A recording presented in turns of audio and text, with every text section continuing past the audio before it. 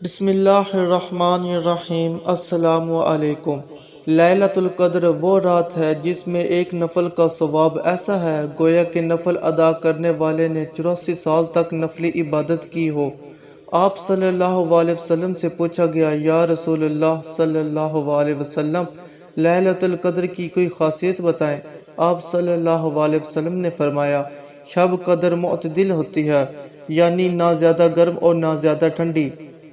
لیلۃ القدر میں قرآن پاک ایسی کتاب ہے جو زوال سے آخر تک ہر پہلو میں مدد کرتی ہے، جیسا کہ قرآن مجید کے 30ویں پارے کی سورۃ القدر کی پہلی آیت میں ارشاد باری تعالیٰ ہوتا ہے، بے شک ہم نے اس کو اس مبارک رات میں نازل کیا۔ امی عائشہ صدیقہ رضی اللہ تعالی عنہا فرماتی ہیں کہ میں نے عرض کیا، یا رسول اللہ صلی اللہ علیہ وسلم، یہ تو فرمائیں اگر مجھے معلوم ہو جائے کہ فلاں شب کو شب قدر ہے تو اس میں کیا کہوں؟ آپ صلی اللہ علیہ وسلم نے فرمایا، یوں کہو، ترجمہ، اے اللہ تو بڑا معاف کرنے والا ہے، معافی سے محبت رکھتا ہے، تو مجھے معاف کر دے۔